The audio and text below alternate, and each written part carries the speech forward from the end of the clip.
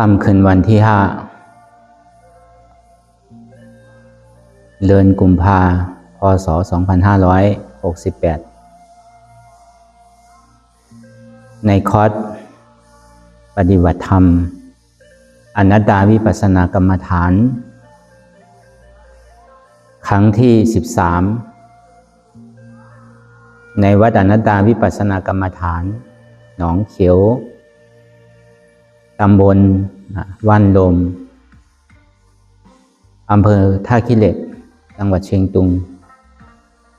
ในรัชฉานภาคตะวันออกติดชายแดนท่าขี้เหล็กแม่สาย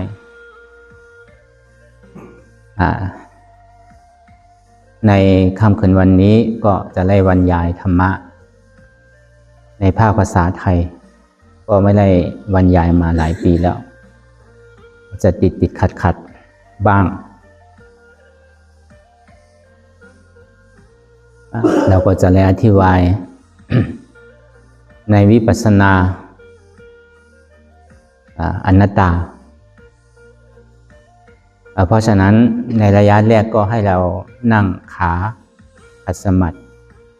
ขาขวาทับขาซ้ายก็ได้ขาซ้ายวางทับขาขวาก็ได้แล้วก็วางตัวของเราตรงๆไม่ต้องหย่อนหรือยานเกินไปแล้วก็ไม่ต้องเกร็งเกินไปให้อยู่กลางๆแล้วก็มือสองข้างนั้นวางไว้บนตัก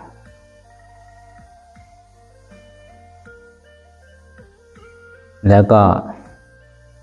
หลับหูเนื้อเปิดหูญาณปัญญาให้ฟังให้เข้าใจดีๆแล้วก็ให้ปฏิบัติให้มากๆให้เอานิดๆแต่ฟังให้เข้าใจแล้วก็สิ่งสำคัญที่สุดก็ให้เราตั้งใจปฏิบัติแล้วก็ให้เราหลับตาเนื้อเปิดตาญาณปัญญาเปิดตาปัญญาพิจารณาดูที่จิตที่อารมณ์ความรู้สึกสิ่งไหนที่มันปรากฏขึ้นมานั้นให้เราปล่อยวางเป็นอนัตตาหรือการปล่อยวางกับอนัตตาเนี่ยมันเป็นสิ่งเดียวกันแล้วแต่ว่าเราจะเข้าใจแบบไหน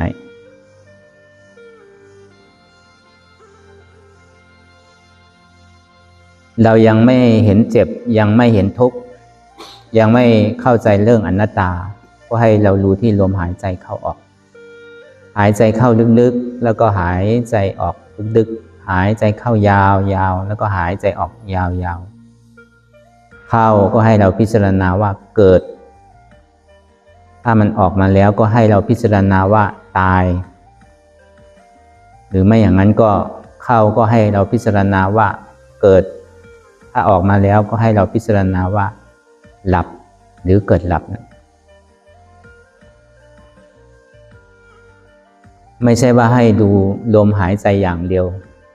ให้เรามีญาณปัญญาสัมมาทิฏฐิสัมมาสังกัปปะสัมมาทิฏฐิคือความเห็นชอบสัมมาสังกัปปะคือความพิจารณาชอบอันนี้เรียกว่ามัชฌิมาปฏิปทาในอริยมรรคมีองค์8ก็คือปัญญาศีลสมาธิเพราะฉะนั้นเราจะเน้นเรื่องปัญญาในสัมมาทิฏฐิสัมมาสังกัปปะนี่ก็คือปัญญา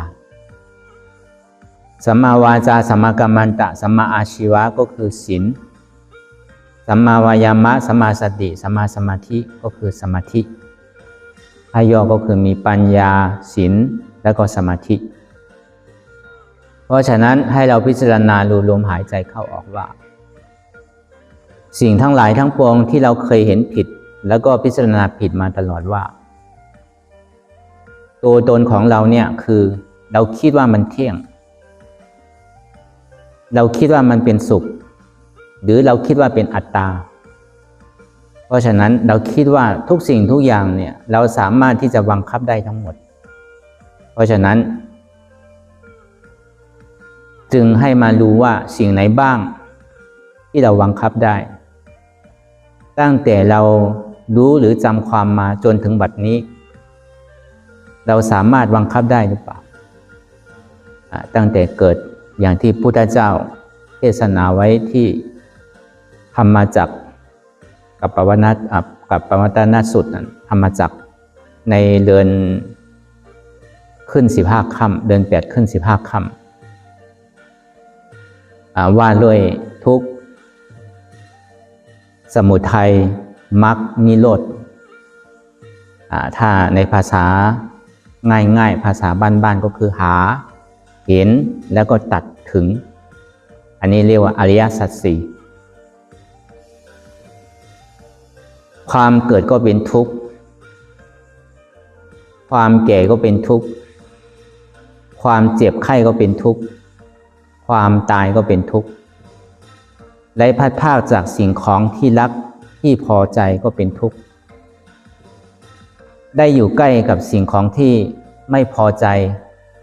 ก็เป็นทุกข์อันนี้ก็เราเคยสวดแล้วก็เคยได้ฟังอยู่ตลอดว่า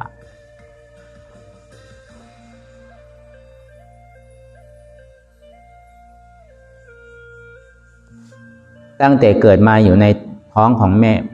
ท้องของมารดาเนี่ยไม่ใช่ว่าวัน2 วันใช้เวลาเป็น8 เดือน 9 เดือนว่ามันจะทุกข์แค่ไหนนั่นเรียกว่าความเกิดก็เป็นทุกข์ความชราแก่ก็เป็นทุกข์ไม่ใช่ว่าอายุ60 70หรือว่า80ค่อยว่าเป็นชราไม่ใช่ตั้งแต่เกิด1 วันก็เรียกว่าชรา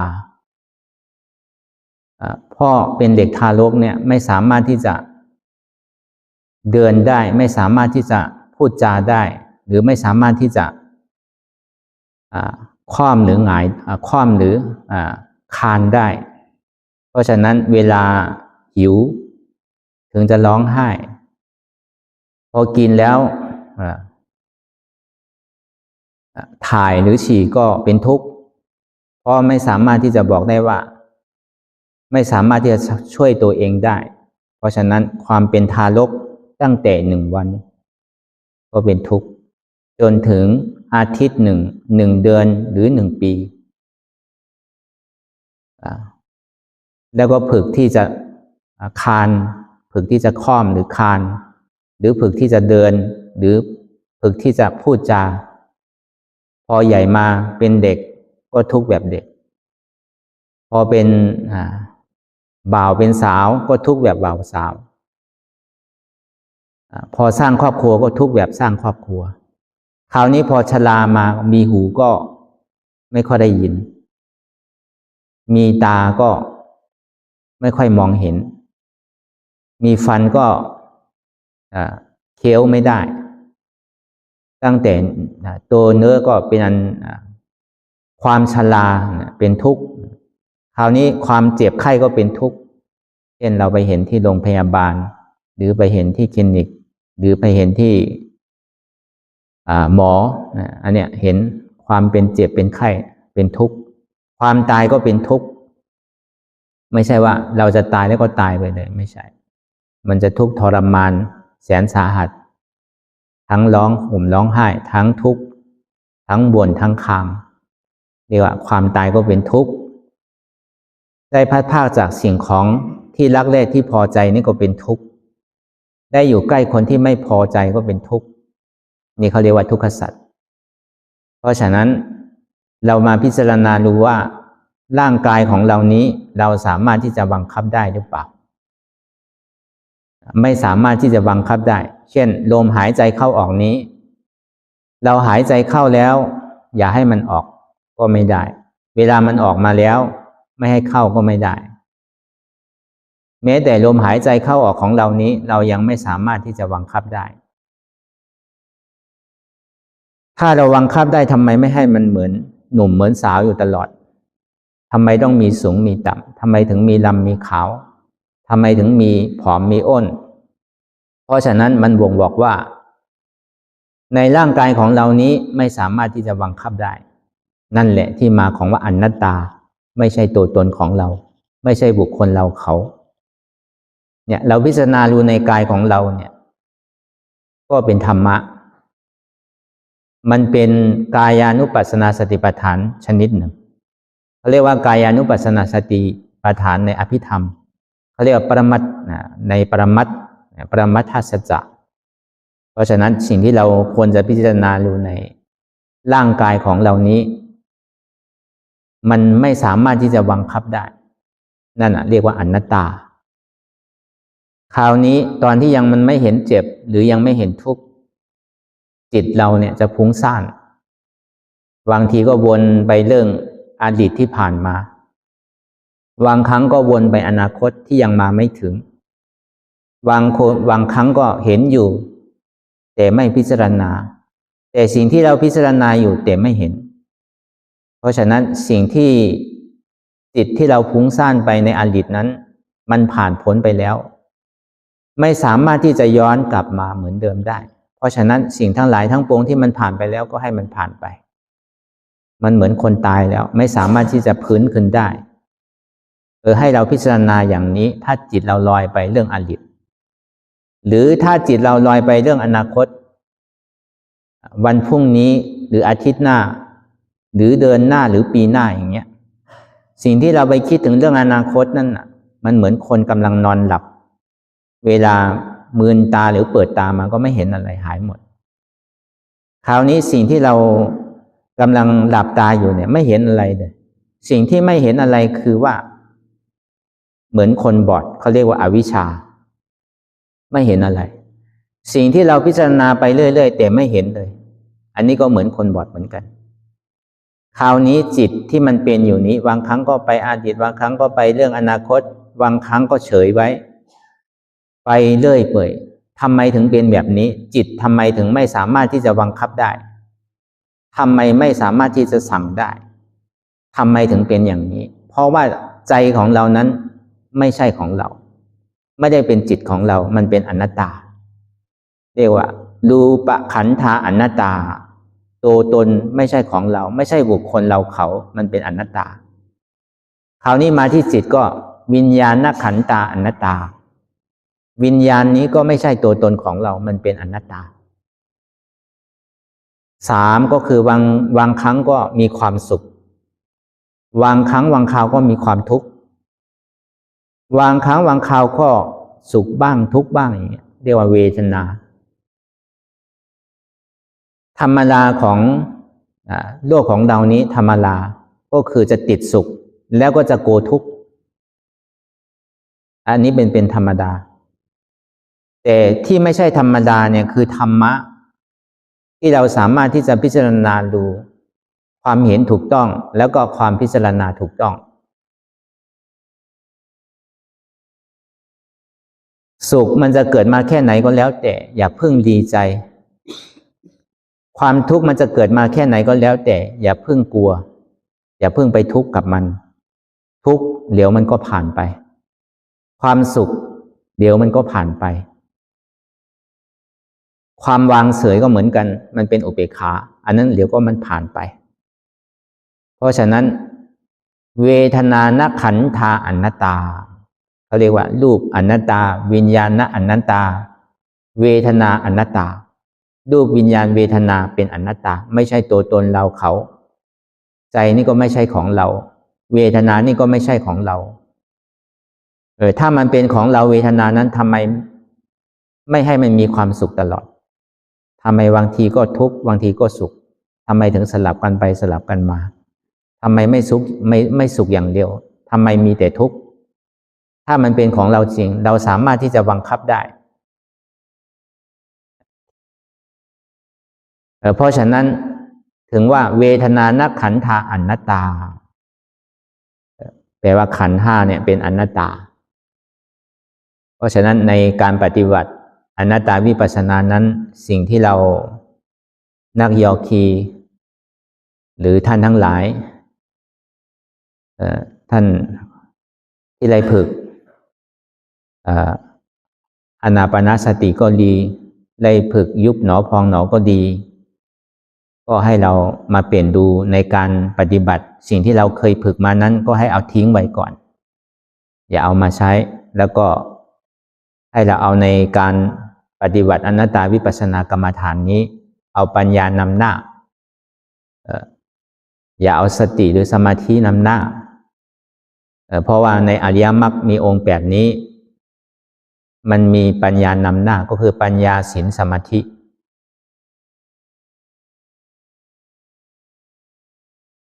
เพราะฉะนั้นสิ่งที่เราจะเลื่อนไปข้างหน้านี้ในระยะเวลา2 ชั่วโมงนี้จะเป็นยังไงก็แล้วแต่ให้เราตั้งใจแล้วก็ปฏิบัติไปอย่ายกอย่าคลอนอย่าสั่นอย่าสลับก็ดูไปเรื่อยๆจนเห็นสภาวะความจริงที่มันปรากฏขึ้น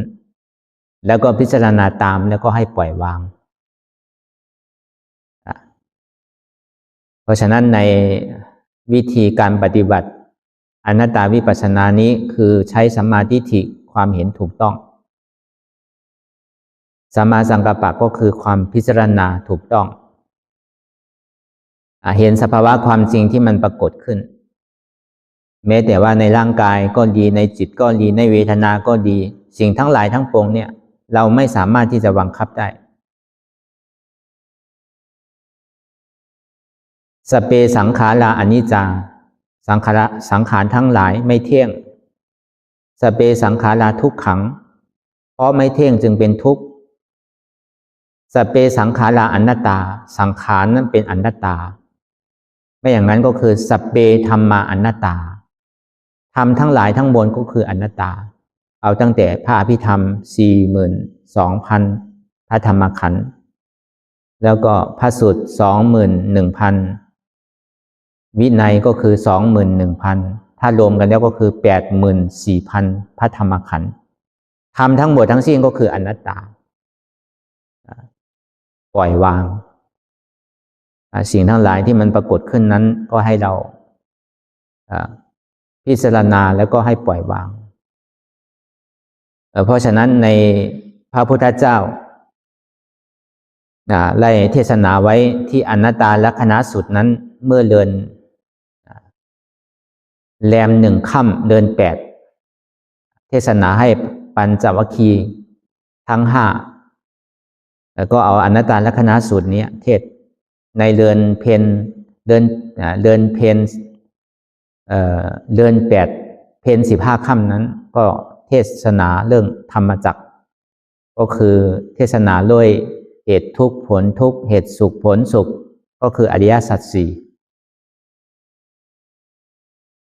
อย่างที่เราได้บรรยายไปเมื่อกี้ก็คืออริยสัจ 4คราวนี้ที่มาที่ไปของอนัตตานั้นที่พระพุทธเจ้าได้เทศไว้ว่าถ้าเราคิดว่าในยุคนั้นรูปนั้นส่วนใหญ่ที่เราไม่รู้เราเห็นว่ารูปนั้นเที่ยงรูปนั้นเป็นสุขรูปขันธ์นั่นคือเที่ยงดูปะขันธานิจังดูปะขันธาสุขขังดูปะขันธาอัตตาวิญญาณขันธาสุขขังวิญญาณขันธานิจังวิญญาณขันธาสุขขังวิญญาณขันธาอัตตาเวทนานขันธานิจังเวทนานขันธาสุขขังเวทนานขันธาอัตตาสัญญานขันธานิจังสัญญานขันธาสุขขังสัญญานขันธาอัตตาสังขารนขันธานิจังสังขารนขันธาสุขขังสังขารนขันธาอัตตาถ้าเราคิดว่าตัวตนของเรานี้ขันธ์ของเรานี้มันเที่ยงทำไมมันถึงสลับไปทำไมมันไม่เหมือนเดิมทำไมมันต้องมีความแก่ความเจ็บความตายทำไมไม่ให้มันเที่ยงทำไมไม่ให้มันหนุ่มอยู่ตลอดทำไมมันถึงมีการเปลี่ยนแปลงอยู่ตลอดถ้ามันเที่ยงถ้ามันเป็นความสุขทำไมมันถึงมีความเศร้าหมองหรือมีความไม่สบายใจหรือมีแต่ความหงุดหงิดทำไมมันถึงมีแต่ความทุกข์ถ้ามันเป็นสุขของเราจริงทำไมเราไม่บังคับมันได้ถ้ามันเป็นอัตตาตัวตนของเราแล้วทำไมเราไม่สามารถที่จะสั่งมันได้ทำไมมันถึงเปลี่ยนแปลงไปเรื่อยๆในขันธ์ 5ของเรานี้ใน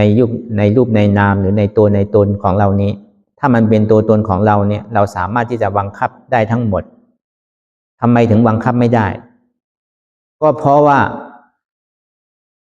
รูปขันธาอนิจจังรูปขันธาทุกขังรูปขันธาอนัตตาวิญญาณขันธาอนิจจังวิญญาณขันธาทุกขังวิญญาณขันธาอนัตตาเวทนานขันธาอนิจจังเวทนานขันธาทุกขังเวทนานขันธาอนัตตาสัญญาณขันธาอนิจจังสัญญาณขันธาทุกขังสัญญาณขันธาอนัตตาสังขารนขันธาอนิจจังสังขารนขันธาทุกขังสังขารนขันธาอนัตตาเพราะว่าขันธ์ห้าในยุควิญญาณเวทนาสัญญาสังขารนี่ก็คือไม่เที่ยงสิ่งไหนไม่เที่ยงสิ่งนั้นคือทุกข์สิ่งไหนคือทุกข์สิ่งนั้นบังคับไม่ได้เป็นอนัตตาอันนี้พระพุทธเจ้าได้เทศนาเมื่อเดือนขึ้น15 ค่ำเดือน 8ก็คือเทศนาธรรมจักรแล้วก็เทวราแล้วก็พรหมเนี่ยก็บรรลุธรรมกันนับอสังไขยหรือเยอะมากในชั้นสวรรค์หรือชั้นพรหมนั้นแต่มนุษย์เนี่ยก็คือพระโกรัญญะเนี่ยคือบรรลุเป็นพระโสดาบันยังไม่ถึงที่อรหัตผลแต่พอคราวนี้พระพุทธเจ้ามาเทศนาเมื่อเดือน 8 แรม 1 ค่ำมาเทศนาเรื่องอนัตตลักขณสูตรก็คือรูปเป็นอนัตตาวิญญาณเป็นอนัตตาสัญญาเป็นอนัตตาสังขารเป็นเวทนาสัญญาเวทนาสังขารเป็นอนัตตามาเทศในขันธ์ห้านี่เป็นอนัตตาพอมาเทศขันธ์ห้าเป็นอนัตตาแล้วก็คือในรูปขันธ์เป็นอนัตตาในขันธ์ห้าเนี่ยเป็นอนัตตาคราวนี้พระโกรัญญะก็คือวันรูปเป็นพระอรหัตผลขึ้นครั้งเร็วกัน3 มรรค 3 ผลก็เมื่อแรงขึ้น8 ค่ำก็คือเป็นพระโสดาบันคราวนี้พอแรม 1 ค่ำก็วันรุเป็นพระอรหันต์ขึ้นตั้งแต่สกามีมรรคสกามีมรรคสกามีผลอนาคามีมรรคอนาคามีผลอรหัตถมรรคอรหัตถผลวันรุเป็นพระอรหันต์คราวนี้พระวัปปะก็วันรุเป็นพระโสดาบันคราวนี้พระพุทธเจ้าก็มาเทศอีกแรม 2 ค่ำพอเทศในขันธ์ห้าเป็นอนัตตาแล้ว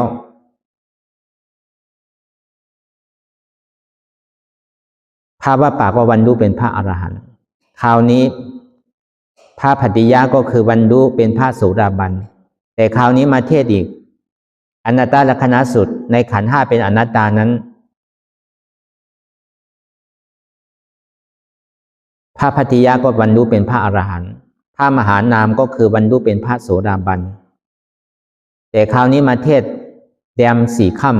ำพระมหานามก็บรรลุเป็นพระอรหันต์พระอัสสจิก็คือบรรลุเป็นพระโสดาบันแต่คราวนี้มาเทศอีกอนัตตลักขณสูตรขันธ์ห้าเป็นอนัตตานั้นเมื่อแรม 5 ค่ำคราวนี้พระอัสสจิก็คือบรรลุเป็นพระอรหันต์เพราะฉะนั้นก็เป็นสิ่งที่สำคัญที่สุดในอนัตตลักขณสูตรนี้เพราะว่ามันเป็นธรรมะที่สำคัญที่สุดก่อนที่พระพุทธเจ้าจะเทศนาก็คือเทศนาในธรรมจักรก็คือมุ่งเป้าหมายไปที่ชั้นสวรรค์กับชั้นพรหมส่วนใหญ่แต่ในชั้นมนุษย์ก็คือในอนัตตลักขณสูตรนั้นก็คือเป้าหมายมาที่ปัญจวัคคีย์5 พระองค์เพราะว่าเป็นธรรมะที่สำคัญพระพุทธเจ้าถึงเทศซ้ำกันอยู่5 วันเพราะฉะนั้นอันนี้ที่เรามาปฏิบัติธรรมนี้ก็ที่มาที่ไปของอนัตตาวิปัสสนาเนี่ยก็มาที่พระพุทธเจ้าได้เทศนาให้ปัญจวัคคีย์5 พระองค์เพราะฉะนั้นในคำสอนของพระพุทธเจ้าทั้งหลายก็คือธรรมทั้งหลายทั้งสิ้นก็คืออนัตตาเป็นธรรมที่ปล่อยวางเพราะฉะนั้นสิ่งที่เราควรจะพิจารณาดูไต่ตรองดูในรูปนามขันธ์ห้าของเรานี้สิ่งที่มันจะปรากฏขึ้นชัดว่าเรานั่งดูว่าสิ่งที่มันปรากฏขึ้นนั้นว่าเราจะทนได้แค่ไหนในสัจจะคือสิ่งที่เราควร นั่งหลับตาแล้วก็กำลังหาอยู่นี้เขาเรียกภาวนากิจนั่งหลับตาเนื้อเปิดตาญาณปัญญาแล้วก็พิจารณาดูอันนี้เขาเรียกภาวนากิจ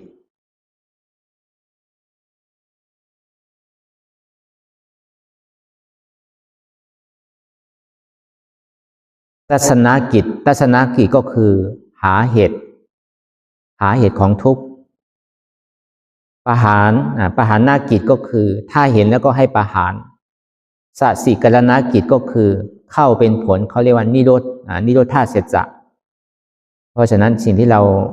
นั่งหลับตาหาอยู่นี้ก็คือให้เห็นอะไรให้เห็นสัจจะคืออะไรคือทุกข์ให้เห็นทุกข์ให้เห็นเจ็บสิ่งที่เรานั่งดูอยู่นี้ก็คือให้เห็นเจ็บแสบร้อนหนาว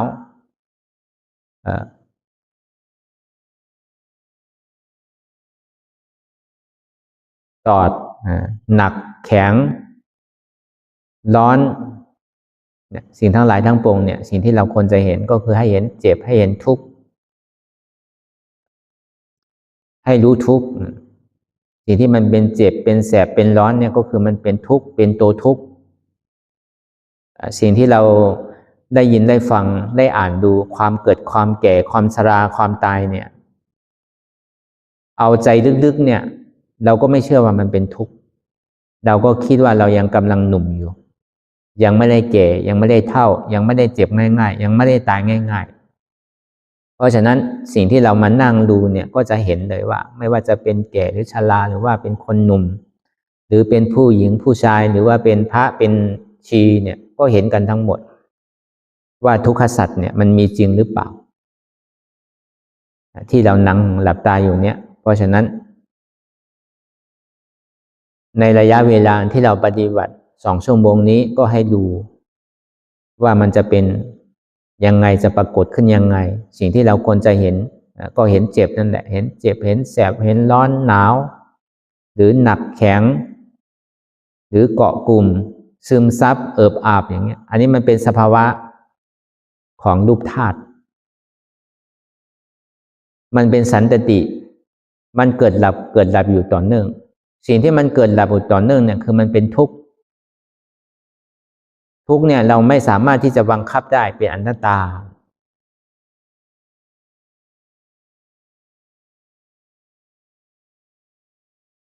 เพราะฉะนั้นตัวทุกข์จริงๆก็คือความเจ็บความร้อนความหนาว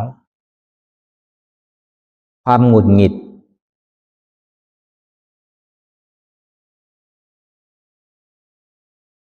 อันนั้นเป็นตัวทุกข์เหตุที่เกิดให้เป็นทุกข์เป็นอะไรเป็นเพราะเรามีความยึดมั่นถือมั่นว่าเป็นตัวตนของเราเป็นหัวเราเป็นขาเราเป็นมือเราเป็นเอวเราเป็นเนื้อเป็นหนังของเราใจนี่เป็นของเราเจ็บนี่เป็นของเราอันนี้เป็นเหตุของทุกข์แล้วจะเอาอย่างไรให้เหตุทุกข์นั้นวางได้ก็คือเหตุสุขก็คืออนัตตาอนัตตาก็คือไม่มีตัวตนไม่ใช่เราไม่ใช่เขาโหเจ็บโหไม่มีเอวเจ็บเอวก็ไม่มีขาเจ็บขาก็ไม่มีท้องปวดท้องก็ไม่มีใจจะขาดแล้วใจก็ไม่มีเจ็บนี่เป็นกูเจ็บนี่ก็ไม่มีกูนี่ก็ไม่มีเป็นอนัตตาเราบังคับไม่ได้อันนี้เอาปัญญาสัมมาทิฏฐิคือความเห็นถูกต้องเห็นทุกข์ความพิจารณาถูกต้องพิจารณาที่เหตุแห่งทุกข์วางความยึดมั่นถือมั่นว่าเป็นตัวตนของเราทำมีก็ให้เห็นทำจริงก็ให้รู้ทำมีให้เห็นทุกข์ทำจริงให้รู้ว่าทุกข์นี่ไม่ใช่ของเราเป็นอนัตตาทำมีเห็นเจ็บเห็นร้อนเห็นหนาวเห็นแสบเห็นเหน็ดเห็นชาเห็นหนักเห็นแข็งเห็นเกาะเห็นกลุ่มหรือเห็นซึมซับเอิบอาบทำมีเห็นทำจริงรู้เจ็บรู้ร้อนรู้หนาวรู้หนักรู้แข็งว่าไม่ใช่ของเราเจ็บนี่ไม่ใช่เราเป็นอนัตตา อันนี้เอาสัมมาทิฏฐิสัมมาสังกัปปะพิจารณาไปเรื่อยๆสัมมาทิฏฐิคือให้เราเห็นความถูกต้องเห็นสิ่งที่ถูกต้องสิ่งที่มันปรากฏขึ้นในกายในจิตในเวทนาของเรานี้ก็ให้วางว่าเป็นอนัตตาไม่ใช่ตัวตนบุคคลเราเขาอันนี้เขาเรียกว่าเอาปัญญานำหน้า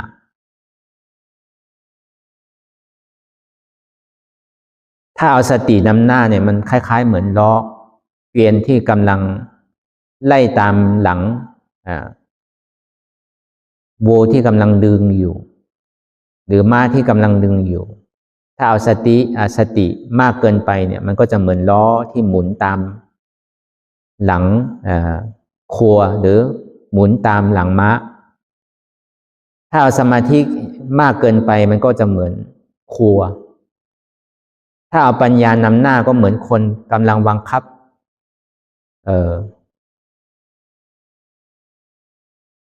เกียนของวัวอยู่ก็ให้ปัญญาก็คือเป็นผู้ที่ขับผู้ที่บังคับเหมือนเราขับรถกายของเรานี่มันก็เหมือนรถเวทนาของเรานี่มันก็เหมือนน้ำมันที่ต้องใส่รถจิตของเรานี่ก็เหมือนผู้ขับมันสัมมาทิฏฐิสัมมาสังกัปปะก็คือสิ่งที่เรายังไม่รู้เราก็ควรจะศึกษาแล้วก็จะไปยังไงเวลาจะขึ้นเขาหรือมันจะมีกี่โค้งกี่อันอย่างเงี้ยเราก็ต้องค่อยๆเหยียบไปค่อยๆขับไปเพราะฉะนั้นเอาปัญญานำหน้าเห็นอยู่รู้อยู่ยอมรับแล้วก็วางเป็นอนัตตาเห็นเจ็บรู้เจ็บรับเจ็บแล้วก็วางเหตุเจ็บเป็นอนัตตาเห็นทุกข์รู้ทุกข์รับทุกข์แล้วก็วางเหตุทุกข์เป็นอนัตตาเหตุทุกข์เหตุเจ็บเป็นอะไรเนี่ยเป็นตัวเราเป็นใจเราเป็นเจ็บเราอันนี้เป็นเหตุทุกข์เหตุสุขคืออะไรเหตุสุขคือไม่ใช่ตัวเราไม่ใช่ใจเราแล้วก็เจ็บนี่ก็ไม่ใช่เราบังคับไม่ได้เป็นอนัตตารูปวิญญาณเวทนาเป็นอนัตตาไม่ใช่ตัวตนบุคคลเราเขาเจ็บเนี่ยไม่ใช่ว่ามันจะมีเป็นคืบเจ็บเนี่ยไม่ใช่ว่ามันจะมีเป็นศอกเจ็บเนี่ยไม่ใช่ว่ามันจะมีเป็นเม็ดเจ็บเนี่ยไม่ใช่ว่ามันจะมีเป็นกิโลไม่ใช่มันเป็นสันตติมันสืบเนื่องต่อกันมันเกิดหลับอยู่เรื่อยๆนี่เขาเรียกว่ารูปธาตุนามธาตุก็คือใจของเราไม่มีนามธาตุก็คือความรู้เจ็บแสบร้อนหนาวเจ็บแสบเต้นตอดเหน็ดชาเนี่ยเขาเรียกว่าสภาวะของธาตุลมเป็นวายธาตุไม่ใช่ใจของเรามันเป็นอนัตตาสิ่งที่มันร้อนมันหนาวมันอุ่นนี่เป็นเตโชธาตุเขาเรียกว่าธาตุไฟไม่ใช่ใจของเราเป็นอนัตตาหนักแข็งนุ่มอ่อนอันนี้เป็นปฐวีธาตุเรียกว่าธาตุดินไม่ใช่ใจของเราอนัตตาเกิดหลับซึมซับเอิบอาบอันนี้เป็นสภาวะของอาโปธาตุธาตุน้ำไม่ใช่ตัวตนของเราเป็นอนัตตาไม่ใช่ใจของเรากูเจ็บกูแสบกูร้อนกูหนาวกูเจ็บนี่มันไม่มีมันเป็นเวทนาธาตุเขาเรียกว่าทุกขเวทนาคราวนี้ก็เอาธรรมธาตุธาตุของธรรมะที่สามารถรู้ได้ว่าสิ่งทั้งหลายทั้งปวงที่มันปรากฏขึ้นนี้แม้แต่มันมาอยู่ที่ร่างกายของเราก็ไม่ใช่ตัวตนของเราอนัตตาอย่างเช่นว่ามันไปเจ็บที่ไหนที่หนึ่งที่ในร่างกายของเรานี้โหเจ็บโหก็คือเหตุทุกข์เจ็บก็คือผลทุกข์ขาเจ็บขาก็คือเหตุทุกข์เจ็บก็คือผลทุกข์เอวเจ็บก็คือเอวเป็นเหตุทุกข์เจ็บนั่นคือเป็นผลทุกข์ถ้าไม่มีหัวก็ไม่มีเจ็บถ้าไม่มีขาก็ไม่มีเจ็บถ้ามันเป็นขาเราหัวเรามันไม่ควรเจ็บเพราะฉะนั้นเราควรจะเอาเหตุมันออกไม่มีหัวไม่มีขาไม่มีมือไม่มีกายไม่มีจิตเจ็บนี่ก็บังคับไม่ได้เป็นอนัตตาก็ให้เราพิจารณาไปแบบนี้ไปเรื่อย นามรูปังอนิจจังนามรูปังทุกขังนามรูปังอนัตตา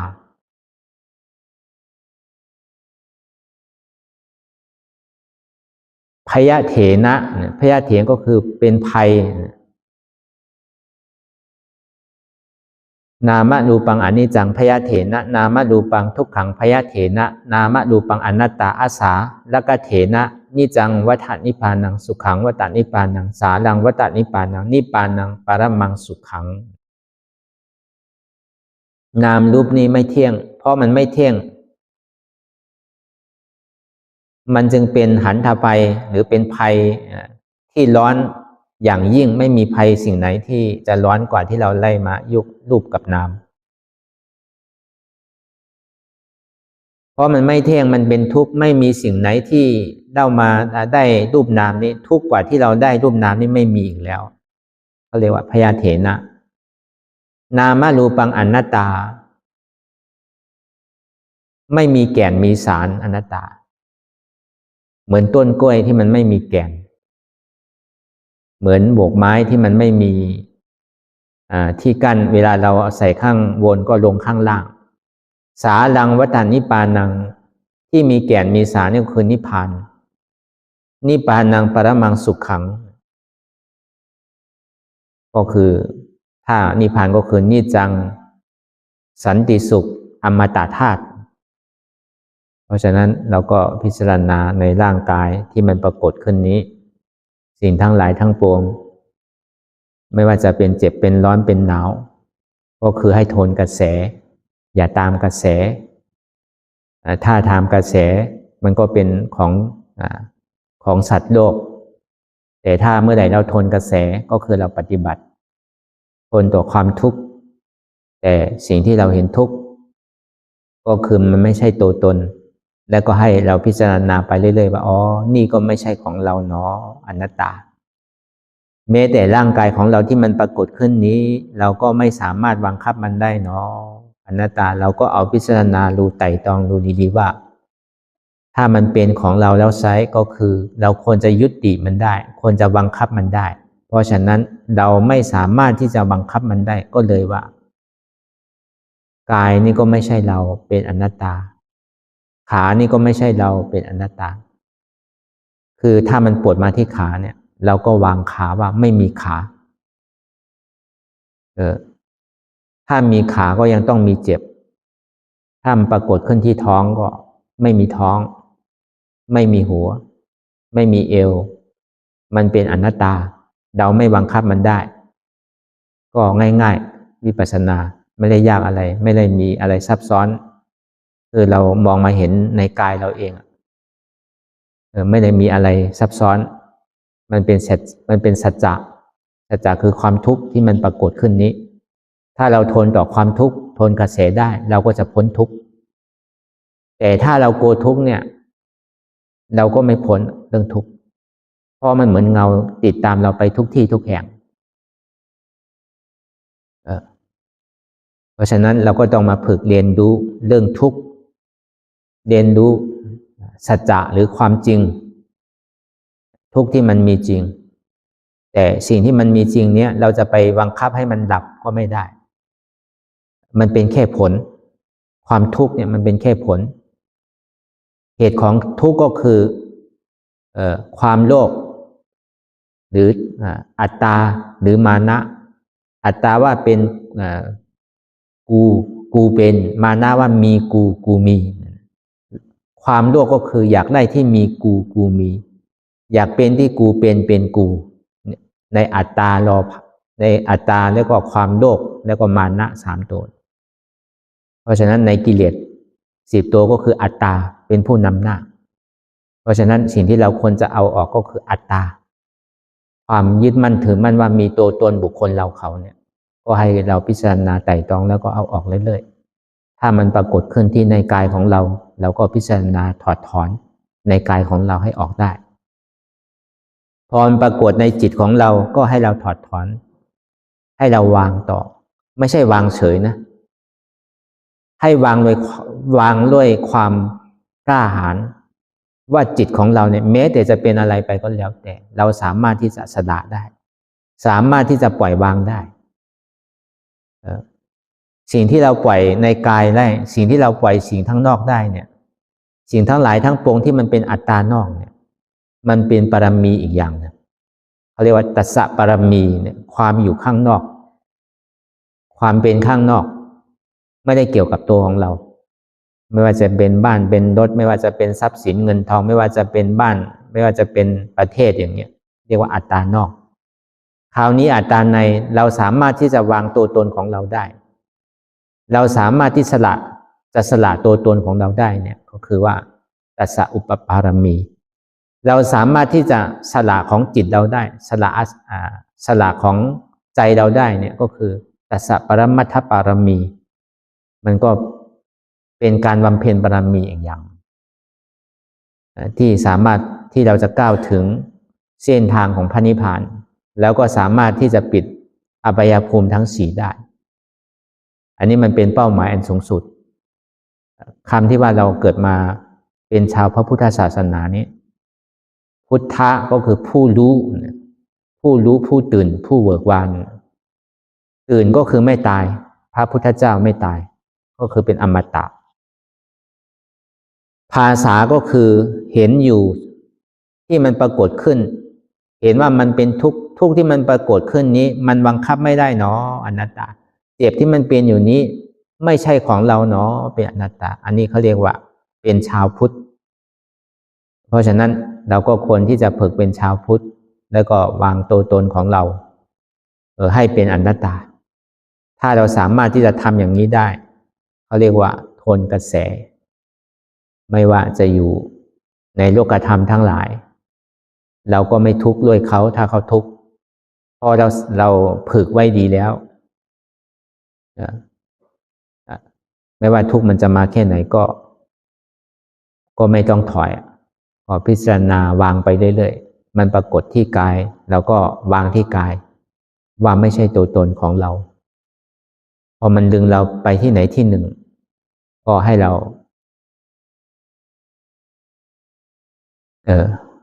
เอาเรื่องความรู้สึกของเวทนาเป็นหลักเขาเรียกว่าอารมณ์ของเวทนาเป็นหลักอย่าไปกำหนดไว้ที่ไหนที่หนึ่งถ้าเรากำหนดไว้ที่ไหนที่หนึ่งเนี่ยก็คือเป็นอุเบกขาถ้ากำหนดมากเกินไปมันก็จะเป็นสติในเส้นทางของ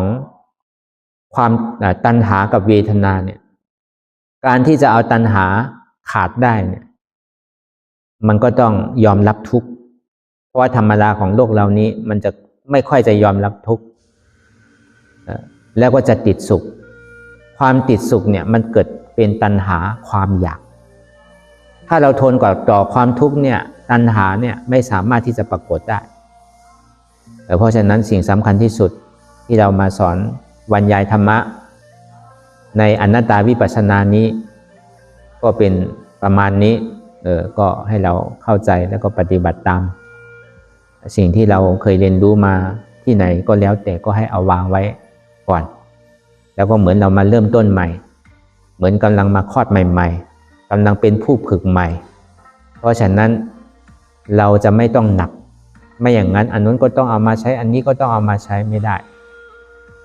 เพราะฉะนั้นเราก็ควรจะเอาตามที่เราบรรยายมาแล้วก็มันจะได้เห็นผลไวเพราะว่าเราก็ต้องฝึกเรียนรู้แล้วก็ฝึกทนกระแสให้ได้ถ้าเราทนกระแสได้เนี่ยไม่ว่าจะอยู่ที่ไหนทางไหนก็มีความสุขถ้าเราทนกระแสไม่ได้เนี่ยอยู่ที่ไหนก็ไม่ชนะมีแต่แพ้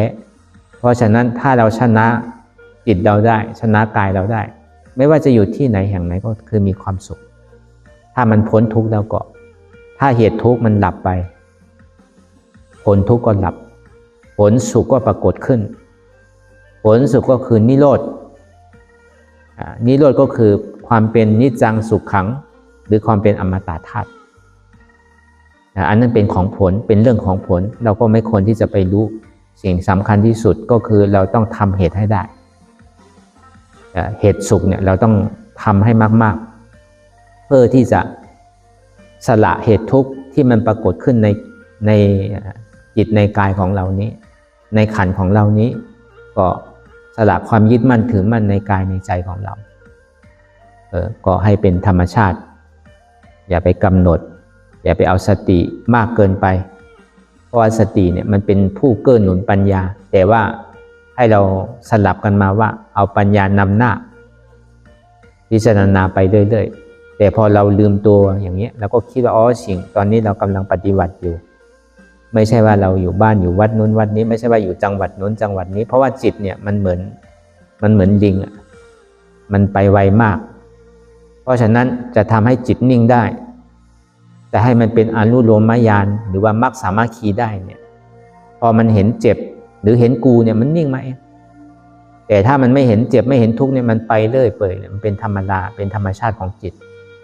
เราจะไปสามารถเราจะไปบังคับว่าให้หยุดให้มันนิ่งให้มันสงบเนี่ยมันไม่ได้มันเป็นปกติของมันแต่สิ่งที่จะให้มันนิ่งให้มันโดมได้เนี่ยให้ขันธ์ห้าโดมได้เนี่ยก็คือถ้าเราเห็นทุกข์มากๆเห็นเจ็บมากๆพอเราเห็นเจ็บก็เห็นกูถ้าเราไม่เห็นเจ็บก็ไปเห็นเขามันก็มีสองอันนี้เองถ้าเรายังเห็นเขาอยู่เนี่ยมันไม่สามารถที่จะเห็นกูเพราะว่าสิ่งที่เราควรจะเอาออกนี่คือเอากูออกไม่ใช่เอาเขาออกถ้าเรายังไปมองเห็นคนอื่นอยู่เนี่ยแปลว่าเรายังไปวุ่นกับเรื่องคนอื่นอยู่ไม่จบไม่สิ้นมันเป็นตัณหามันเป็นอุปทานเพราะฉะนั้นถ้าเรามาเห็นกูเนี่ยตัณหาเนี่ยมันจะหยุดถึงว่ามันไม่ขาดแต่มันจะหยุดให้เราพิจารณาว่า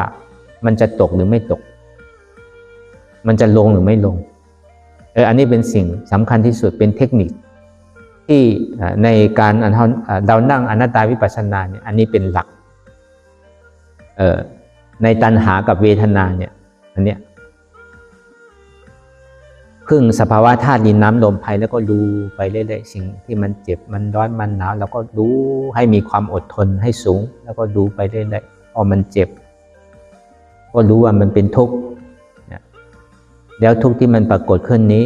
เราควรจะหนีไหมก็ควรจะรู้มันไปว่ามันจะเป็นขนาดไหนมันจะทุกข์ถึงไหนพอเรามาคิดดูตอนที่เรายังอยู่ในท้องอยู่เนี่ยใช้เวลาเป็น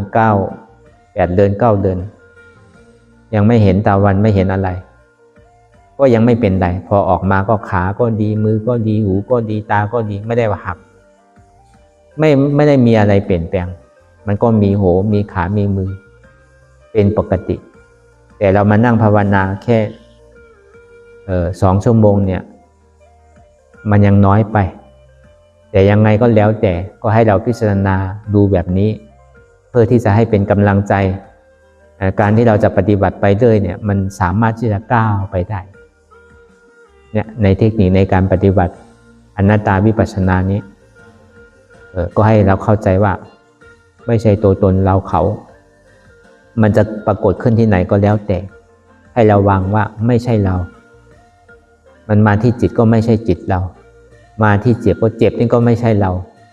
เจ็บนี่ก็ไม่ใช่กูก็ได้แล้วแต่เราเข้าใจว่าจะเป็นกูหรือเป็นเราก็แล้วแต่ที่จริงเป็นกูนะถ้าเรานี่มันมี2 คนแต่ถ้าเป็นกูนี่มีคนเดียวแต่ถ้าเป็นเรานี่มันยังมี2 มี 3อยู่แต่ถ้าเป็นกูนี่ไม่มีใครแล้วมีแต่กูคนเดียวเพราะฉะนั้นเราต้องเอากูออกกูก็คืออะไรอัตตานั่นแหละ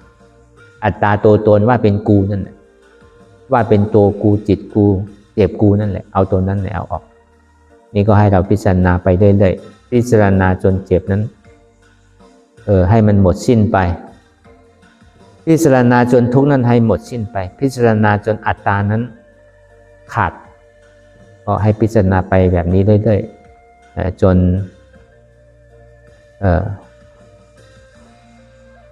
สิ่งทั้งหลายทั้งปวงที่มันปรากฏขึ้นนี้ก็ให้เราพิจารณาว่าอนัตตาไม่ใช่ของเราไม่ใช่ตัวตนเรามาที่กายก็ไม่ใช่กายเราอนัตตามาที่จิตก็ไม่ใช่จิตเราอนัตตากำลังเจ็บอยู่นี้ก็เจ็บนี่ก็ไม่ใช่เราอนัตตาก็ให้พิจารณาไป